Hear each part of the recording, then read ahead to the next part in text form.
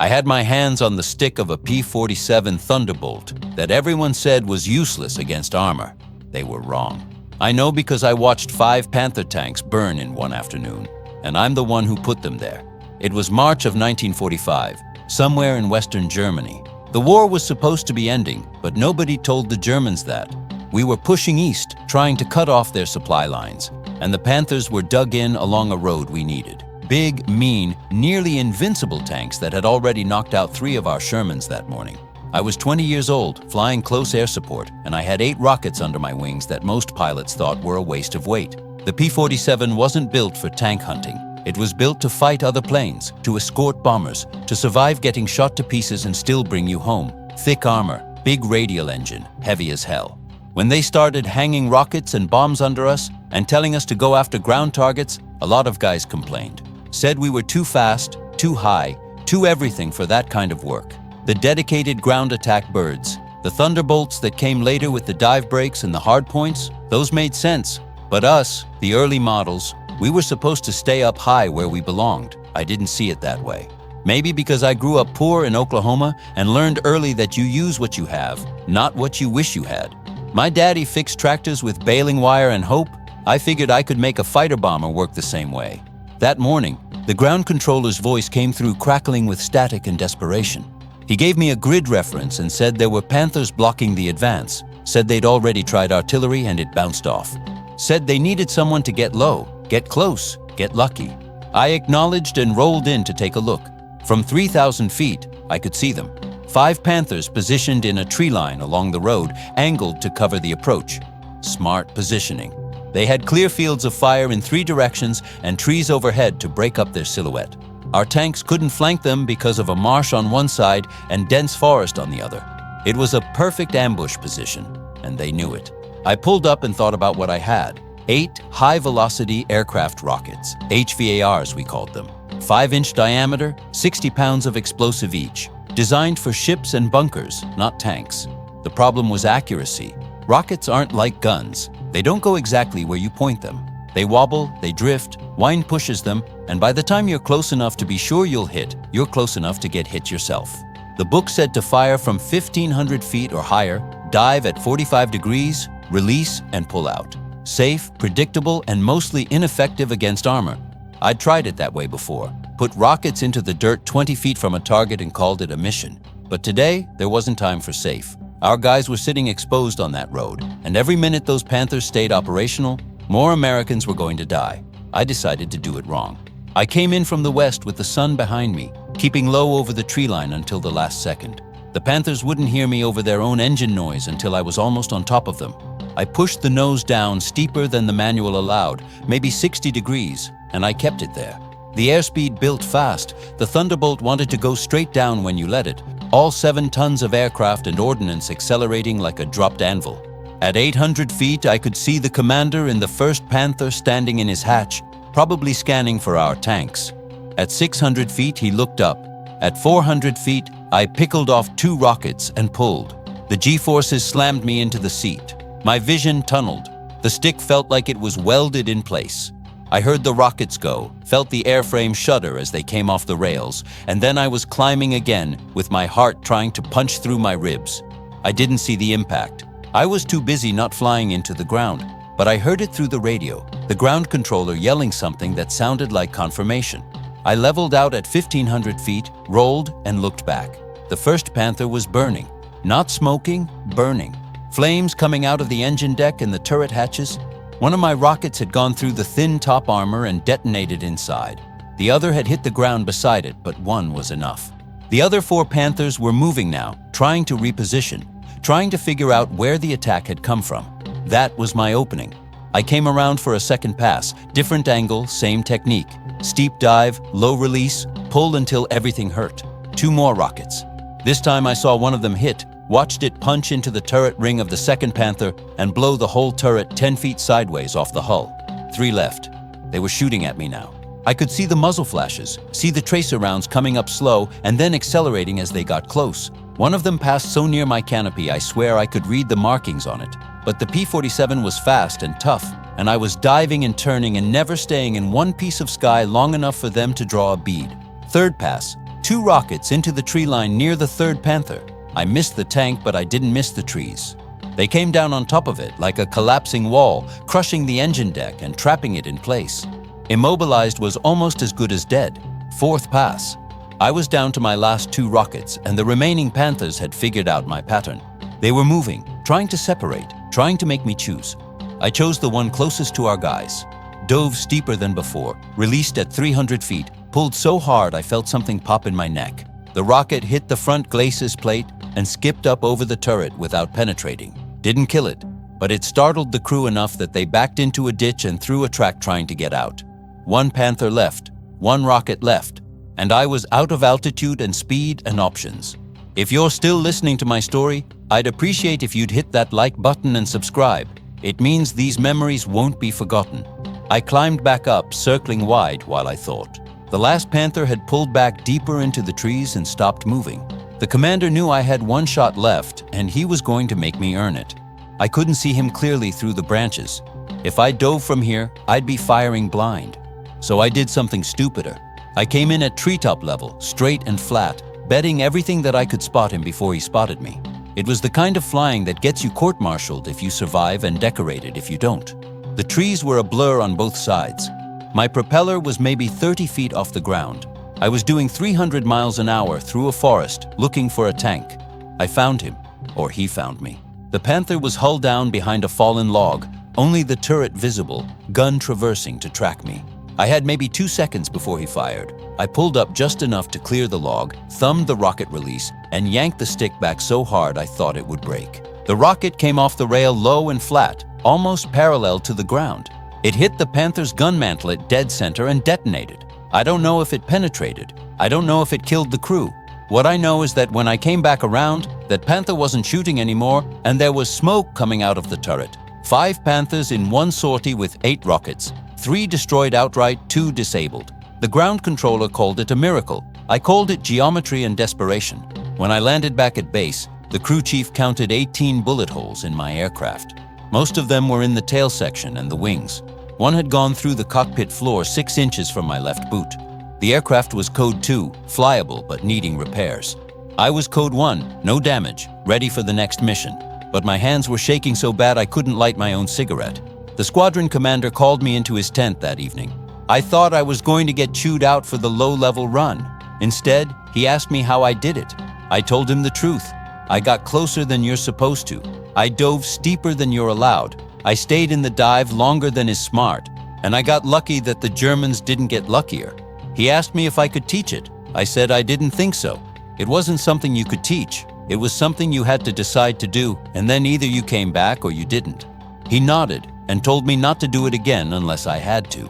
Then he put me in for a Distinguished Flying Cross, which I didn't receive until the war was over, and I was already back in Oklahoma trying to figure out how to be 21 years old again. People ask me sometimes if I was scared during the war.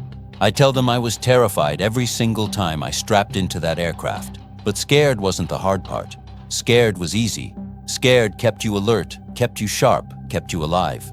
The hard part was choosing to do the thing that scared you anyway, because someone on the ground was depending on you to do it. That day with the Panthers, I knew the odds.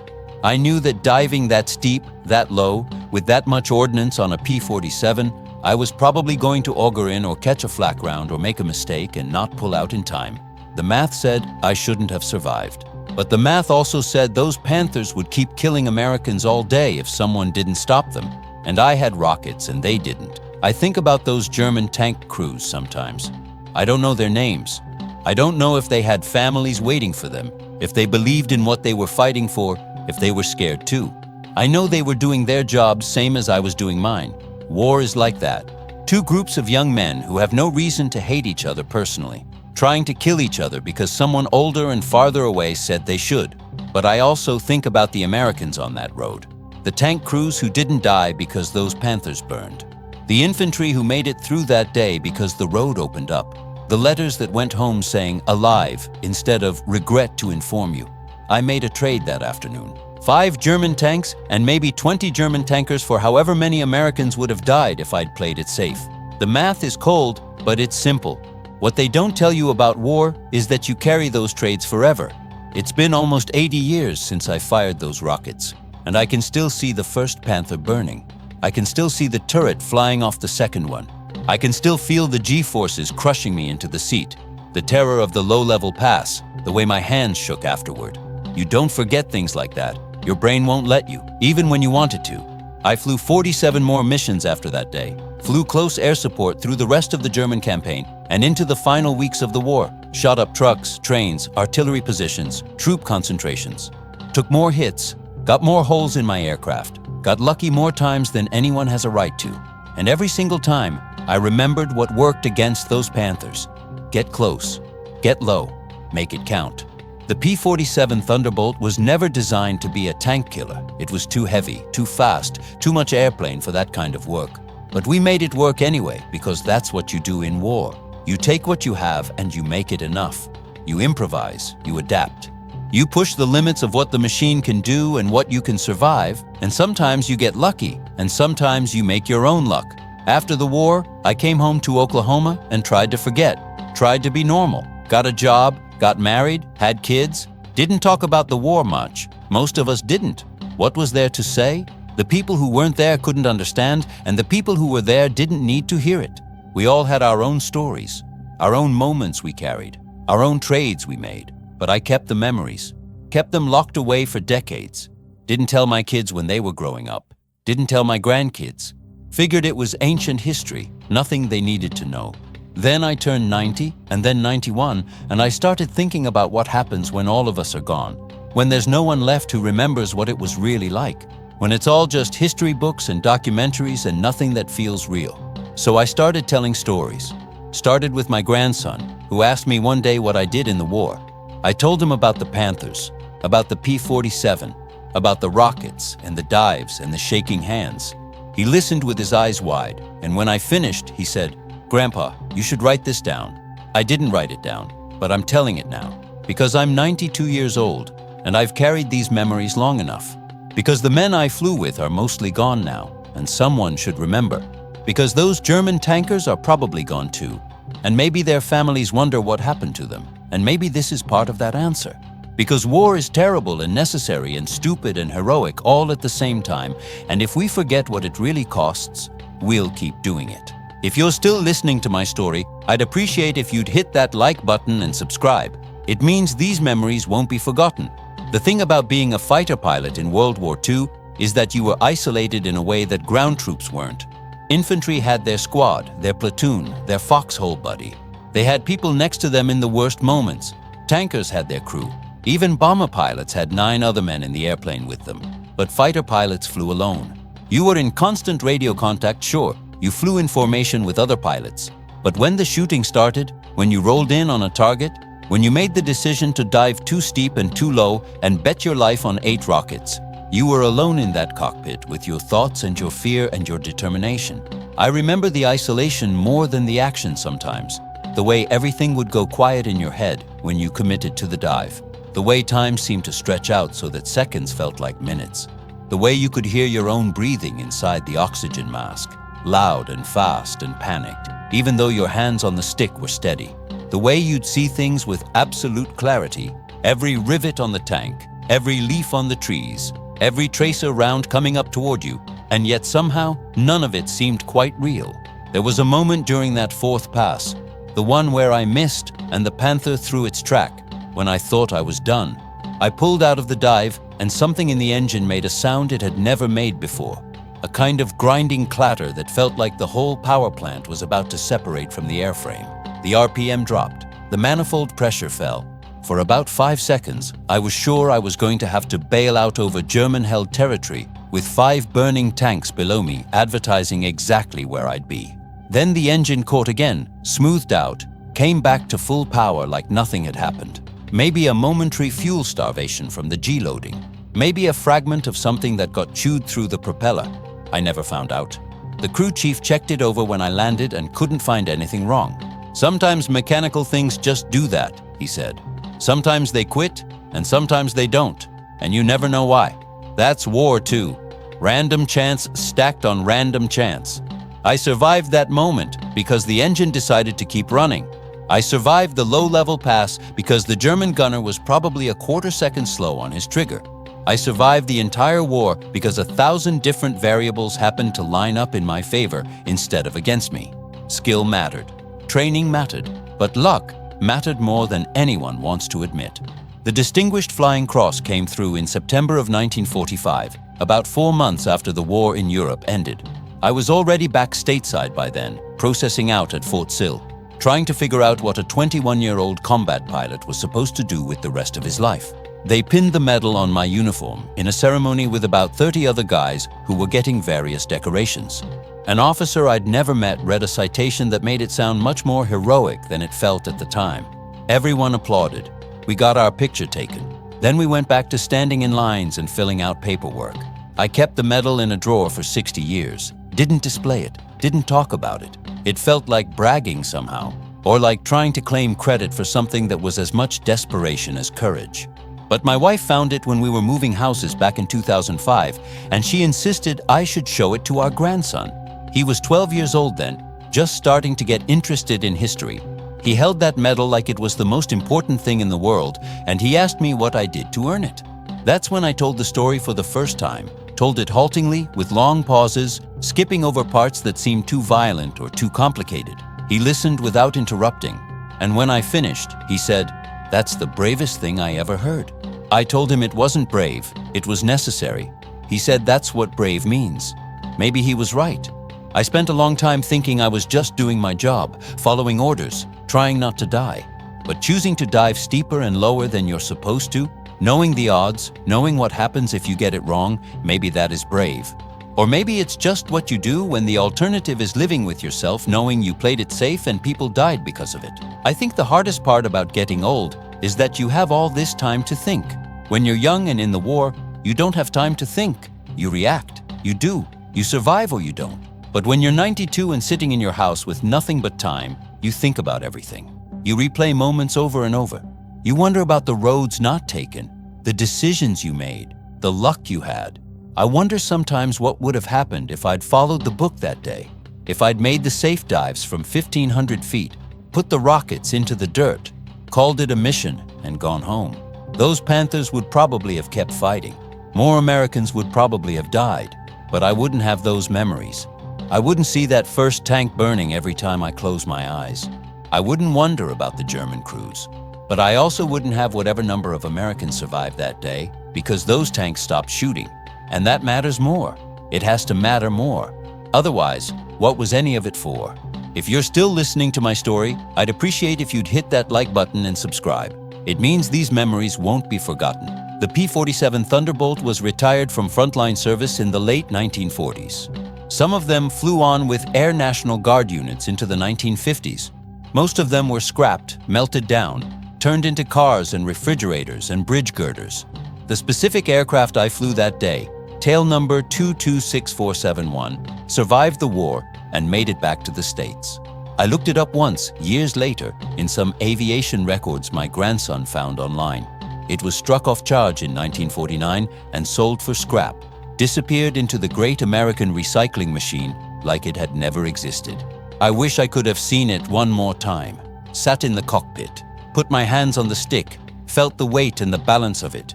That aircraft saved my life at least a dozen times. It took hits that should have killed me and kept flying. It did things it wasn't designed to do because I asked it to. I owed it more than a trip to the scrapyard, but that's how it goes. The machines don't get memorials. The men do, sometimes, if anyone remembers. Most of us just fade away. We come home. We live our lives. We get old. We die. And eventually, there's no one left who remembers we were ever there. The war becomes history, and history becomes mythology, and mythology becomes just another story people don't quite believe. I'm telling this story now because I don't want it to become mythology. I want people to know it was real, that I was real, that those Panthers were real, and those German crews were real, and those Americans on the road were real. That the fear was real, and the desperation was real, and the choices we made were real, and we live with them forever. There's no moral here, no lesson. Or maybe there is, and I'm too old to see it clearly. War is terrible. We already know that. War is necessary sometimes. We know that too. The people who fight wars are just people, scared and young and doing what they think is right. We definitely know that. What else is there to say? Maybe this. that you don't know what you're capable of until you have to find out, that the machine they give you isn't as important as what you're willing to do with it, that getting low and getting close and making it count isn't just about fighting, it's about everything. It's about how you approach the hard problems in life. You can stay high and safe and ineffective, or you can dive in deep and risk everything, and maybe, if you're lucky and skilled and blessed, you'll make a difference. I made a difference on March 17, 1945. 5 tanks that were killing Americans stopped killing Americans. I don't know how many lives that saved. Could have been 5, could have been 50, could have been none if those Panthers were out of ammunition or about to withdraw anyway. I'll never know the exact number, but I know the ground controller's voice when he called in the results, and he sounded relieved. That's enough. The years after the war were strange. Everyone wanted to move on, wanted to forget, wanted to build the new America and leave the old ugliness behind. We didn't talk about what we'd done or what we'd seen. We didn't gather in groups and tell war stories. We didn't form veterans organizations right away. That came later. We just tried to be normal, tried to pretend we were the same people who'd left home 5 years earlier. But we weren't. I wasn't. The boy who grew up in Oklahoma fixing tractors with his daddy didn't exist anymore. He'd been replaced by someone who knew what it felt like to dive a fighter plane at a tank at 400 feet. Someone who could watch men burn and compartmentalize it. Someone who could make life and death decisions in 2 seconds and live with the consequences. That person couldn't go back to being the boy.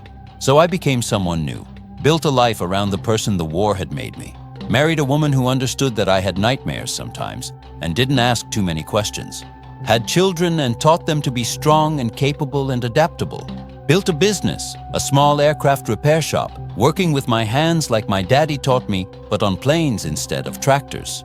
It was a good life. It is a good life. But it's always been a life with that day in March 1945 sitting underneath it like a foundation stone. My wife passed 3 years ago. 62 years we were married. She knew about the Panthers. I told her one night early in our marriage when the nightmares were bad. She listened without judgment, held my hand, told me I did what I had to do. She never brought it up again unless I wanted to talk about it. That's love, I think. Knowing what someone carries and giving them space to carry it without making them explain or justify. After she died, the nightmares came back worse than they'd been in decades. Not every night, but often enough. Always the same dream. I'm in the dive, the Panther is in my sights. I release the rocket, but this time it misses. This time the Panther fires and the shell hits my engine and I'm going down and I know I'm going down and I wake up before I hit the ground. Every time. Never changes. I talked to a VA counselor about it. Younger guy, maybe 40, never been in combat but trained to help guys like me. He said it was PTSD, which I guess I already knew. He said it was my brain's way of processing trauma that I never fully processed at the time. He asked if I wanted medication. I told him no. I'm 92 years old. If my brain wants to remind me of that day, it's earned the right. I'll carry it to the end. If you're still listening to my story, I'd appreciate if you'd hit that like button and subscribe. It means these memories won't be forgotten. The thing about being 92 is that you start thinking about legacy, what you leave behind, how you'll be remembered, if you're remembered at all. I have children and grandchildren and great-grandchildren, and they'll remember me as Grandpa or Great-Grandpa, the old guy who told long stories and fell asleep in his chair. That's fine. That's good. But they won't remember March 17, 1945. They won't remember what it felt like to push a P-47 past its limits and watch Panthers burn. So I'm putting it here, in words. So it exists somewhere outside my head. So when I'm gone, and the nightmares finally stop, because there's no one left to have them, maybe someone will read this and know it happened. Know that I was there. Know that it mattered. I got a letter once, about 15 years ago. It came from Germany. Inside was a note written in careful English by someone named Wilhelm, who said he was researching his grandfather's military service in World War II. His grandfather had been a Panzer commander in the 9th Panzer Division, operating in Western Germany in March of 1945. He was killed in action on March 17th when his Panther tank was destroyed by an American aircraft. Wilhelm wanted to know if I had any information about the engagement. I stared at that letter for 3 days before I answered it. What do you say to the grandson of a man you might have killed? Sorry? Not sorry? It was war? I did what I had to do? All of those things felt both true and insufficient. Finally, I wrote back. Told him I was flying that day. Told him about the mission, about the dive, about the rockets. Told him I didn't know if his grandfather was in one of the tanks I hit, but he might have been. Told him I was sorry for his loss and his family's loss. Told him his grandfather fought bravely and died doing his duty, which was true. Told him I hoped he could understand that I was doing my duty too. He wrote back 3 months later, thanked me for the information, said it helped him understand what happened to his grandfather, said there was no animosity, no anger, said the war was a long time ago and we were just men doing what we were told to do, said he hoped I'd lived a good life since then, and that his grandfather would have respected what I did as one soldier to another. That letter meant more to me than the Distinguished Flying Cross. It meant that maybe there's forgiveness possible, even for the things we do in war. It meant that the man I killed, and I think it was his grandfather, the timeline and the location matched too perfectly for it to be coincidence, left behind people who could separate the warrior from the enemy, who could see that we were both trapped in something bigger than ourselves. I keep both letters in a box with my medal and some other papers from the war. Not many people have seen them. My children know they exist, but they've never asked to read them. Maybe they will after I'm gone. Maybe they'll understand then why their father had nightmares, why he sometimes got quiet and distant, why he never wanted to watch war movies or talk about military history. Because it wasn't history to me. It was Tuesday. It was a thing I did. It was 5 tanks and 20 men and a decision I made in 2 seconds that I've thought about for 80 years. People talk about the greatest generation like we were heroes, like we were special. We weren't. We were just people, young people, most of us. Farm kids and city kids and rich kids and poor kids, thrown into a situation none of us asked for and told to figure it out. Some of us figured it out better than others. Some of us came home, some of us didn't. And those of us who did come home spent the rest of our lives trying to reconcile what we did over there with who we wanted to be over here. I wanted to be a good man, a good husband, good father, good citizen. I wanted to contribute, build things instead of destroying them, help people instead of killing them. I think I managed it mostly, but I'll never be sure because I'll never know if the good I did in 70 years of peace outweighs the death I caused in 3 years of war. The math doesn't work like that. There's no equation, no balance sheet. You just live with it. The P-47 Thunderbolt that everyone said was useless against armor killed 5 Panther tanks in one afternoon because I refused to believe it was useless. I found a way. I took risks. I got lucky. And 20 German men probably died because of it. And some number of American men lived because of it.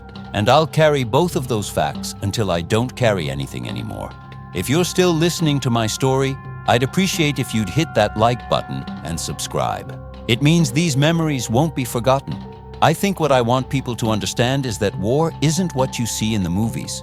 It's not heroic, it's not glorious, it's not clean. It's terror and chaos and split-second decisions and consequences that echo across decades. It's young men doing terrible things to each other because old men told them to. It's watching people die and having to keep moving, because if you stop to process it, you'll break. It's the smell of burning metal and aviation fuel and things you don't want to think about. It's the way tracer rounds look coming up at you, lazy and slow, until they're suddenly fast and close, and you realize each one of those lights is a piece of metal trying to kill you. It's also brotherhood, camaraderie, the knowledge that the men flying next to you will do anything to bring you home, and you'll do anything to bring them home. It's pride in doing something difficult and dangerous and doing it well. It's the satisfaction of knowing you made a difference, however small, in something that mattered. It's complicated. It's everything at once. That day with the Panthers was the best flying I ever did and the worst day I ever had, all rolled into one. Best because I did something impossible. I made 8 rockets and 1 fighter plane into a tank-killing machine through sheer determination. I outflew, outthought, and outlucked 5 German tank crews who were very good at their jobs. I saved lives. Worst, because I took lives. Because I watched men burn. Because I had to make the decision to do it and then live with making it. There's a scene I think about sometimes that I didn't include earlier. After I made the second pass, when the turret flew off the Panther and the tank stopped moving, I came around for another look and I saw a man crawling out of the hull. He was on fire. I could see it from 500 feet up. He crawled a few feet into the grass and then he stopped moving. I don't know if he died from his burns or from shock or if he survived, though I doubt it. I didn't stay to find out. I had 3 more tanks to kill, but I see that man sometimes. In the nightmares, in quiet moments, when I'm trying to fall asleep, he's always crawling, always on fire, always stopping. And I think about how he had a name and a life and probably people who loved him. And I ended all of that with 1 rocket that took me 2 seconds to fire and him however long it took to die. That's the part they don't put in the history books, the personal cost. Not to the men who die, their cost is obvious, but to the men who kill them, the weight of it, the way it changes you, the way you can't ever go back to being the person you were before you watched a man burn because you put fire on him. I don't feel guilty exactly. I did what I had to do. The war was just. The cause was right. Those tanks needed to be stopped, but I feel something. Sorrow, maybe. Regret that it was necessary. Anger that the world works in a way where young men have to kill each other because old men can't figure out how to share it. Something. My grandson asked me once if I was proud of what I did in the war. I told him I was proud of surviving, proud of doing my duty, proud of the men I served with. But proud of killing? No, you can't be proud of that. You can be justified, you can be right. But proud? That's not the word. I'm 92 years old now. I've lived more than 4 times as long since the war as I lived before it. The war should be a small fraction of my life, mathematically. But it's not. It's the foundation of everything that came after. Every decision I made, every person I became, every moment of peace I enjoyed, it all sits on top of those 3 years from 1943 to 1945, when I was learning how to kill efficiently. The people who say the war was the best time of their life are either lying or broken. It wasn't the best time of my life. It was the most intense time, the most vivid, the most alive I ever felt in a terrible way. But best? No. The best times were quiet, marrying my wife, holding my children, building my business, growing old with someone I loved. Those were the best times. The war was just the thing I had to survive to get to them. I'm telling this story now because I'm running out of time to tell it. Because the men who were there are almost all gone. Because someone should remember that it was real, that we were real, that the choices we made mattered. Not just the big choices, the strategic ones, the ones historians write about, but the small choices, the individual choices. Like deciding to dive steeper than you're supposed to because maybe it'll make the difference. That's what war comes down to in the end. Individuals making choices. Sometimes those choices save lives, sometimes they end them. Usually they do both, and you carry the weight of them forever, or for however long forever is for you. For me, it's been almost 80 years. Maybe I've got a few more left, maybe not.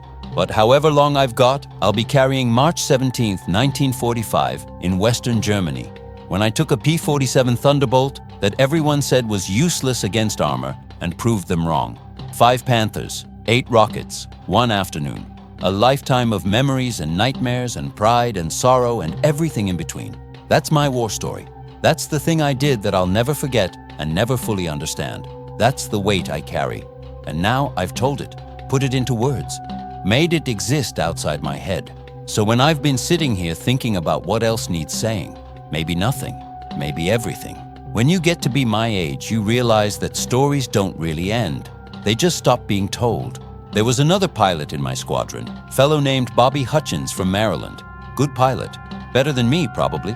He flew the same mission 3 days after I hit those Panthers. Different target, different situation, but same basic setup. Tanks dug in, our guys pinned down, somebody needed to do something. Bobby did what I did. Dove steep, got low, put his rockets where they needed to go. His engine took a hit on the second pass, direct flak round through the cooling system. He made it about 6 miles before the engine seized completely and he had to bail out. Came down in a field behind German lines. We never saw him again. Found out after the war he'd been captured, spent the last 2 months in a POW camp. Came home in June of 1945, weighing about 40 pounds less than when he left. I saw Bobby at a reunion in 1987. First time in 42 years.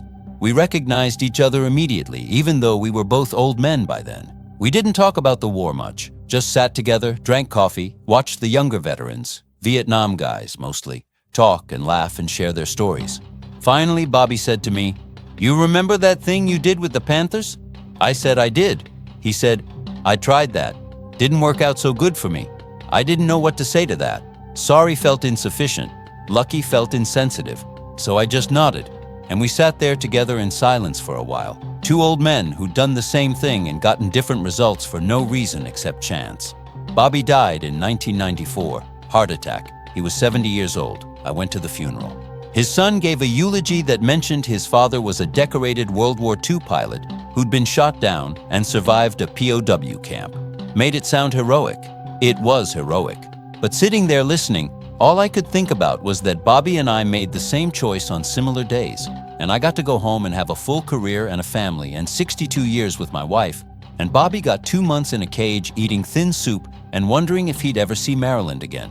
Why? Why did my engine keep running and his didn't? Why did the flak miss me and hit him? There's no answer. There's just luck. And luck isn't fair, and it doesn't make sense, and it doesn't care about who deserves what. You can do everything right and still lose. You can do everything wrong and still win. That's war. That's life. I think about the randomness of it more now than I used to. How many tiny variables had to align exactly right for me to be sitting here at 92 telling this story? If I'd rolled in 5 seconds earlier or later, would that flak round have found me instead of missing? If the German commander in that last Panther had been a little faster on his gun traverse, would I have taken an 88mm shell through my cockpit? If that engine hiccup on the 4th pass had lasted 1 second longer, would I have augured in at 300 miles an hour and ended up as a crater in a German field? Any of those things could have happened. Should have happened, probably. The odds were against me surviving that mission, against me surviving the war, against me making it to 92, but here I am, still here, still carrying it. If you're still listening to my story, I'd appreciate if you'd hit that like button and subscribe. It means these memories won't be forgotten. There's a question people ask sometimes when they find out I was a fighter pilot. They ask if I ever shot down any German planes. The answer is no. I flew ground attack almost exclusively. Close air support, interdiction, attacking surface targets.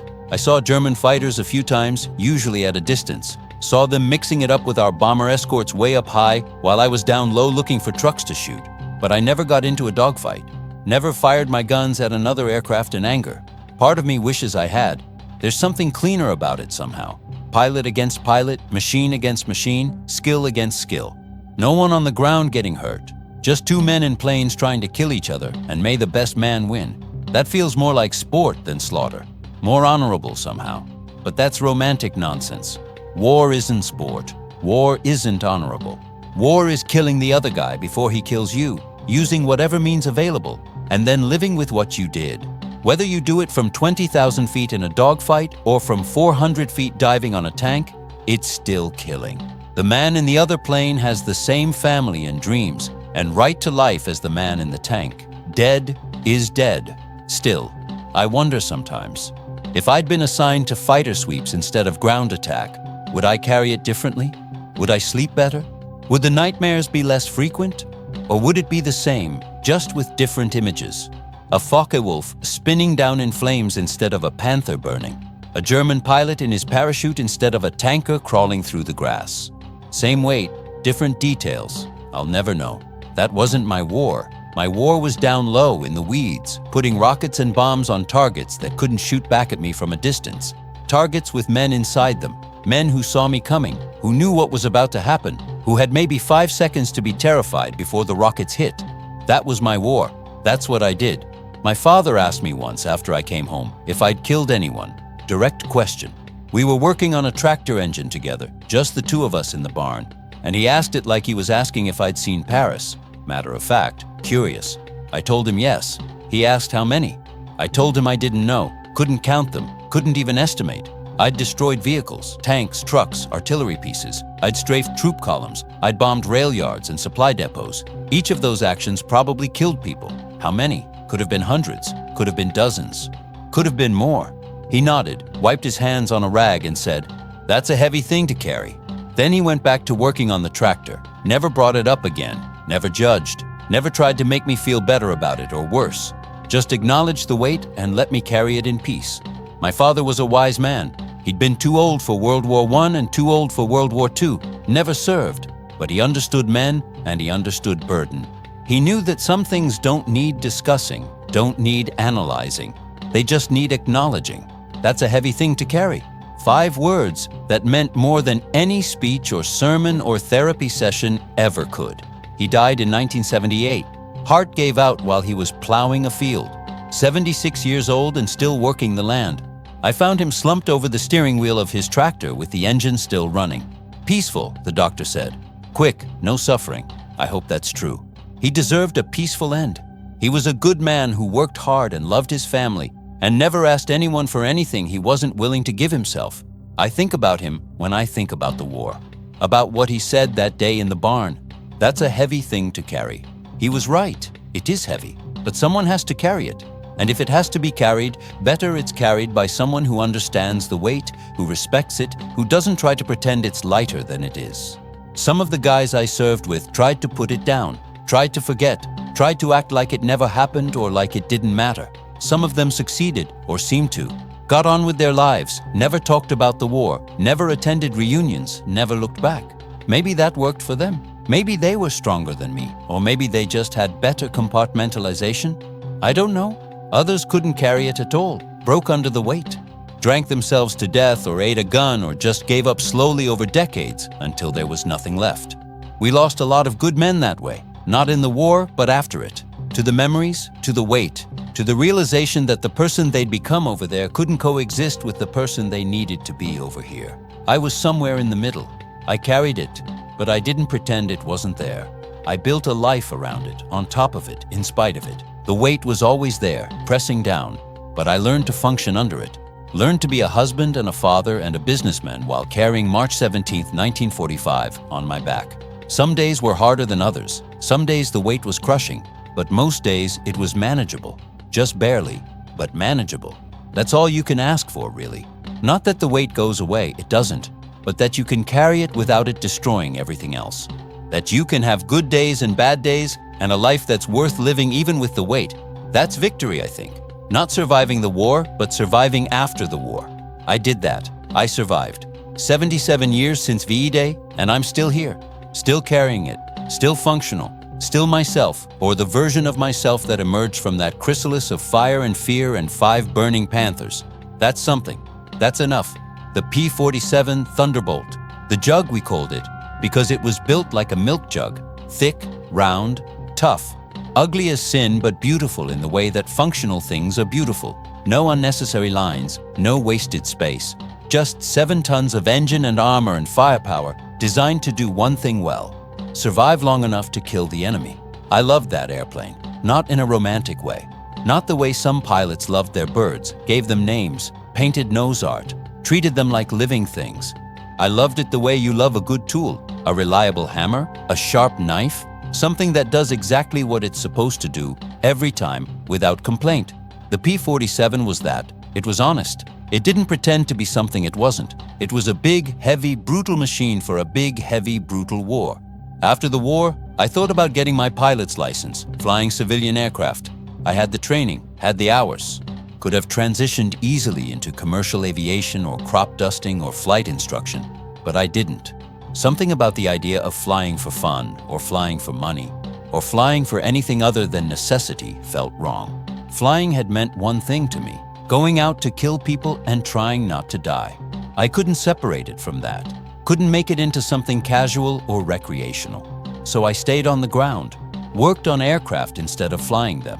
That was close enough. I could still smell the aviation fuel, still hear the engines, still feel connected to that world without having to climb back into the cockpit and remember what it felt like to push the stick forward and commit to the dive. My grandson learned to fly, got his license at 18, bought a little Cessna when he was 25. He asked me once if I wanted to go up with him, just a pleasure flight. Circle around the county, look at the farms from above, enjoy the view. I told him no. He asked why. I told him I'd done my flying. He didn't push it. Good kid. Knows when to leave things alone. But sometimes I regret it. Sometimes I think maybe I should have gone up with him. Should have felt what it's like to fly without the weight of 8 rockets under my wings and someone trying to kill me. Should have experienced the joy of it. The pure freedom of being in the air for no reason except to be in the air. Maybe that would have changed something. Maybe it would have helped. Or maybe it would have been worse. Maybe being in a small plane at low altitude would have brought it all back. The noise, the vibration, the way your stomach drops when you push the nose down. the ground rushing up, the moment of commitment. Maybe I would have had a panic attack at 3,000 feet while my grandson was trying to give me a nice afternoon. Maybe it's better that I stayed on the ground. If you're still listening to my story, I'd appreciate if you'd hit that like button and subscribe. It means these memories won't be forgotten. I've been asked to speak at schools a few times over the years. Veterans Day assemblies, history classes studying World War II, kids who barely know what a P-47 is, learning about a war that ended before their grandparents were born. I always said no, didn't feel qualified, didn't know what to say to them. What do you tell teenagers about war? That it's necessary? That it's terrible? That it'll change you forever? They can't understand that. How could they? I was 19 and I didn't understand it until I was in the middle of it. But last year I said yes. Local high school, history class, 25 kids. Teacher asked if I'd come talk about my experiences. I thought about it for a week, then agreed. Figured I'm 92, if not now, then when? I didn't prepare a speech, just went in and told them about March 17th, 1945. About the Panthers, about the dives, about the choices. Kept it clean. Didn't talk about the man on fire or the nightmares or the letter from Germany. Just the facts, the mission, the tactics, the results. They listened politely, asked a few questions.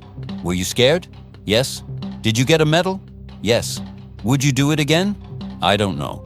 Then the bell rang and they left, and I never heard from any of them again. I don't know if it mattered. Don't know if anything I said made a difference, or if it was just another forgotten lesson in a long series of forgotten lessons. But I did it. I spoke. I tried to pass something on. Maybe that's all you can do. Throw your memories out into the world and hope someone catches them. The wars keep happening. Korea, Vietnam, Gulf War, Iraq, Afghanistan. Different wars, different reasons, different weapons, but the same basic thing underneath. Young people being sent to kill other young people because diplomacy failed. And every generation thinks their war is different, is special, is the one that matters. But it's all the same. It's all terrible. It's all necessary until it isn't. It's all something that changes you forever. I wonder sometimes if telling these stories prevents wars or enables them. Do people hear about what I did and think war is hell, we should avoid it? Or do they think that's heroic, sign me up? I don't know. I hope it's the former. I hope people hear this and understand the cost. Not the strategic cost or the political cost, but the personal cost. The cost to the individual human being who has to pull the trigger and then live with pulling it. That's what I want people to understand. Not that I was brave or that I did something impressive, but that I did something necessary that cost me something, and that cost never goes away. It might fade, it might become manageable, but it never goes away. And before we send young people into situations where they have to make those choices, we should be very, very sure that it's necessary, that there's no other option, that the alternative is worse than the cost. I'm not a pacifist. War is sometimes necessary. World War II was necessary. Stopping Hitler was necessary. The things we did, the people we killed, the prices we paid, they were necessary. I believe that. But necessary isn't the same as good. Necessary isn't the same as easy. Necessary is just necessary. It's the thing you have to do even though it'll cost you. And then you pay the cost for the rest of your life. That's my message, if I have one. That war has a price. That the price is paid by individuals. That those individuals carry it forever. And that before we decide war is necessary, we should think very hard about whether we're willing to pay that price. Whether we're willing to create thousands or millions of men like me carrying March 17th, 1945 for 80 years until they die. I'm tired now. That's the truth. 92 years is a long time to be alive. 80 years is a long time to carry a memory. I've done my duty. I've lived my life. I've told my story. I'm ready for the weight to be someone else's problem. Not in a bitter way, just in a tired way. The way you're tired at the end of a long day of honest work. When I die, and it won't be long now, I can feel it. I hope there's something after. Not because I believe in it particularly, but because I'd like to meet those German tankers. Shake their hands. Tell them I respect what they did even though we were trying to kill each other.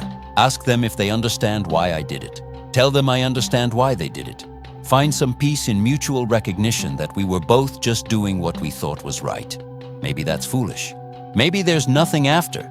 Maybe death is just the end, and all the weight I've been carrying just disappears because there's no one left to carry it. That would be fine too. I'm not afraid of oblivion. I'm not afraid of judgment. I'm just tired. But before that happens, I wanted to tell this story. I wanted someone to know. I wanted it written down somewhere that on March 17, 1945, a 19-year-old kid from Oklahoma flew a P-47 Thunderbolt against 5 Panther tanks and won. That he used tactics that weren't in the book and took risks that weren't approved and got lucky enough times to survive. That he saved some American lives and ended some German lives and carried both of those facts for 80 years. That he became an old man who told this story at 92 because he didn't want it forgotten. That's me. That's Henry Lawson. That's what I did, and what I carry, and what I'm leaving behind. It's not much, it's not heroic, it's just true. And in the end, true is all that matters. True is all we have. So remember this, if you remember anything, that war is personal, that choices have weight, that luck matters more than skill, that survival isn't the same as victory, that you carry what you do forever, that necessary isn't the same as good, that young men die because old men fail, that the machine doesn't matter as much as what you're willing to do with it, that getting low and getting close and making it count is all you can do. And that somewhere in Western Germany, there's a field where 5 Panthers burned in March of 1945, and if you look closely in the right light, you can probably still see the scars in the earth where they died. I'll never go back there, never want to, but I know it's there. I know what happened there, and now you know too. Thank you for listening to an old man's story. Thank you for caring. Thank you for remembering. Hit that like button, subscribe, share this with someone who needs to hear it. Not for me, for all of us who were there, for all of us who carry it, for all of us who need someone to remember when we're gone. I'm Henry Lawson. I'm 92 years old. I flew P-47 Thunderbolts in World War II, and this is what I did. This is what I carry. This is my story, and now it's yours.